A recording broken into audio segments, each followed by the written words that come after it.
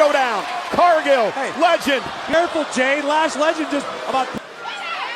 Oh, right hand. Jackson runs there now from behind. Lash Legend up on her. OD, kiss of death. Oh, moonsault by over. Sky. The run legend. Io Sky steals it.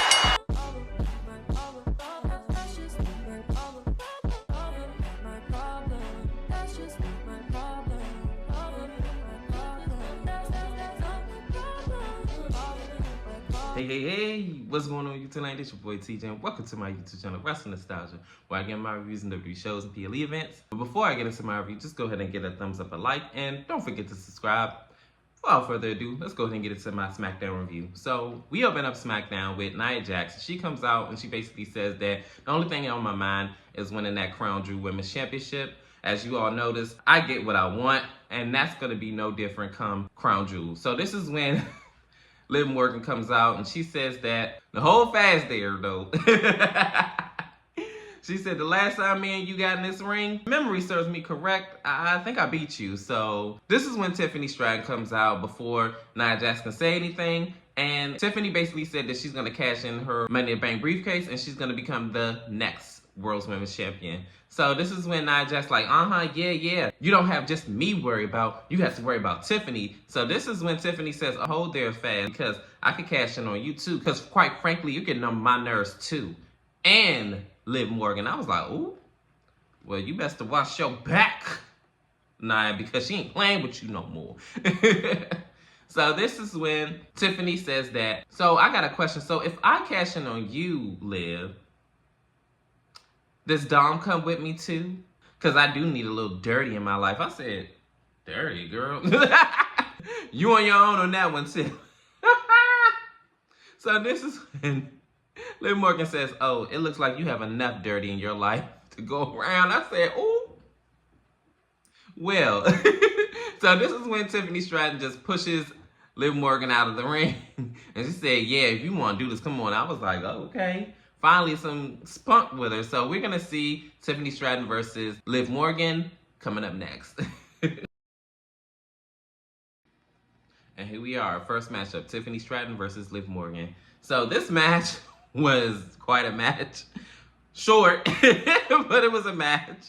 So they start off with Liv Morgan already beating down on Tiffany Stratton, and she just pounding away at her face, and then she wound up outside the ring still beating her up. And then after the fact, she winds up having a makeout session with Dominic Mysterio, which I could have did without seeing.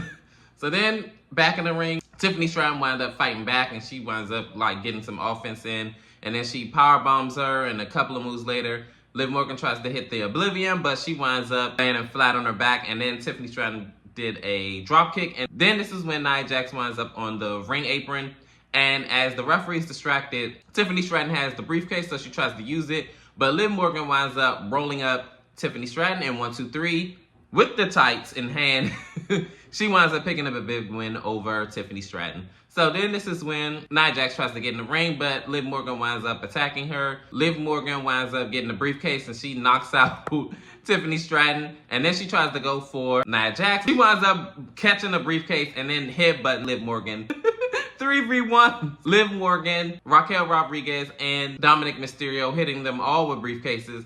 And lastly, she hit Liv Morgan with the briefcase and then hits the Annihilator. I don't know how in the world, when Nia Jax hit that briefcase on Liv Morgan's head, how she didn't have a big scar on her face, because she really hit her. I was like, damn. But after she lays her out with the Annihilator, this is where the segment ends. So Crown Jewel is just in one day, and I cannot wait to see how they're going to orchestrate this match between Nia Jax and Liv Morgan. So we're going to have to just wait and see.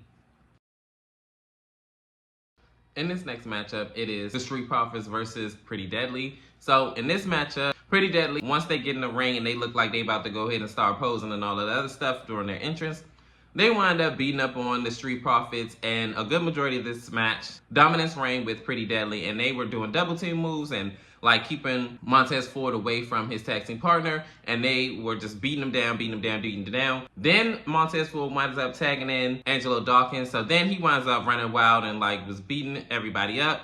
So long story short, towards the end of the match, B-Fad wound up getting involved and body slamming one of the Pretty Deadly members. Then the Street Profits wound up hitting the Blockbuster, and then 1, 2, 3, the Street Profits wound up picking up a big win over Pretty Deadly. This was actually a pretty decent match. It was kind of short, but it was really good though, honestly. But we're gonna see what lies in store for the Street Profits. In this next segment, it is Nia Jax and Tiffany Stratton. And Nia says that, I could have sworn I heard you say that you were going to cash in on me, Tiffany. So then Tiffany was all like, no, it's a part of my plan. I wanted to live to think that I was going to cash. I'm like, girl, really? So this is when Bayley and Naomi come out. And Bayley says that, oh, well, you're so smart, aren't you? Like, was it part of your plan to get that knot on your head? I was like, oh. So then this is when Nia Jax says, shut up or something like that. And then she says to Naomi, and what do you want? She said, Naomi says, yeah, keep that belt warm for me. I said, ooh. And that's where this segment ends. I guess Naomi's about to get a championship opportunity. I mean, she did pin the women's champion. So Survivor Series, I'm thinking maybe, you know.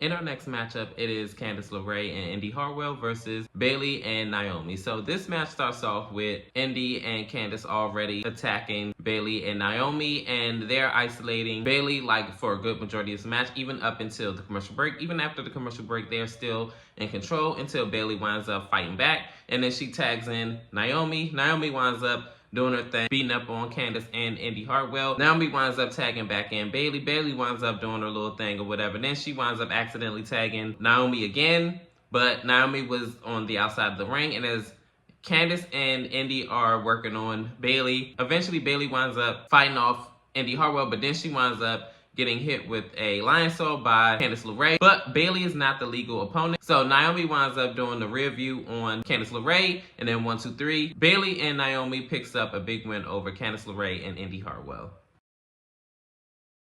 In our next segment, it is the original Tribal Chief and Jimmy Uso coming out. And basically Jimmy Uso says that we got a match coming up, and you know, Roman, I squashed my beef with my brother, squash your beef with your cousin, and let's go ahead and come together. But before Roman can even say anything, Jey Uso wound up coming out and making his entrance through the Raptors, and he winds up coming to the ring, and he basically says that in a nutshell, all the things and everything that you did to me the first go around is not gonna fly. You gonna respect me, and if you don't like what I'm saying, you can go ahead and roll out, and if I get any ounce of disrespect, then I'm gonna roll out. Or we could just go ahead and respect each other, and you're gonna see me this Saturday at Crown Jewel. So Roman Reigns complies and he says yeet. So then they wind up holding the ones up, and this is where the segment ends. I'm glad that they finally squashed their beef and are gonna go ahead and try to come together for this matchup, for this 6-man tag. And Jimmy didn't say anything like out of the ordinary. I do feel like they need to be treated way better this time around, because he did treat them like dirt. But Roman looks like he's on board, so we're gonna see what's gonna happen this Saturday in the 6-man tag match with the original Bloodline versus the new Bloodline 2.0. In this next matchup, it is a Fatal 4-Way match. It is Lash Legend versus Bianca Belair versus Io Sky versus Piper Niven. So this match, I'm not going to go play by play. It started off chaotic, and as everything was breaking down, it was between Bianca Belair and Piper Niven, the two powerhouses. And then they wound up mixing it up. And I remember at one point, Bianca Belair and Lash was mixing it up. And like towards the commercial break, Bianca Belair tries to dive out on Lash Legend and Piper Niven, but she winds up getting smashed into the barricade. And as we go out of commercial break, I remember when everything broke down, Lash Legend and Jade Cargill had like a stare-off. And that was like really, really crazy. I was hoping they was going to mix it up, but Jakara and Kyrie wind up like pulling Jade Cargill out of the ring, and then they wind up getting beat up by Jade. Bianca Belair winds up hitting the KOD, and then as she's about to go for the pinfall, Io Sky wound up doing a moonsault on Bianca Belair. Bianca Belair rolls out the ring, and then 1, 2, 3, Io Sky picked up a big win in this Fatal 4-Way over Lash Legend. This actually was a really, really good match. It had like a lot of great spots, and we're gonna see what's gonna happen at Crown Jewel for the women's tag team titles. Are Jade Cargill and Bianca Belair going to come out on top with their women's championship? Or we're going to have a new set of team with those titles? We're going to see. Finally, we are here, the main event. It is Randy Orton and Cody Rhodes versus Liquid Kaiser and Gunther. So in this match, I'm going to just go ahead and wrap it up.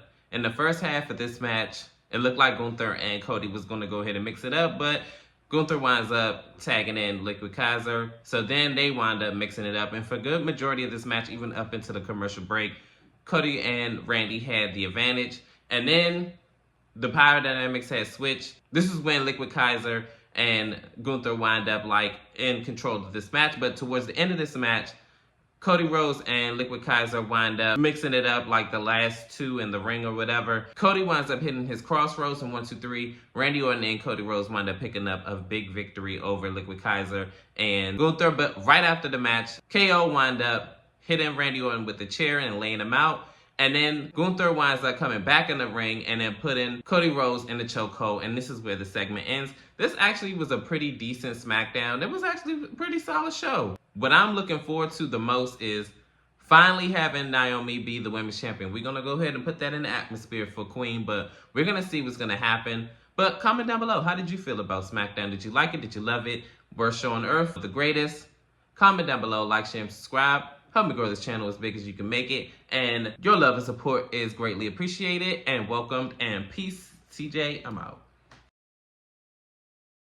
You're so pretty.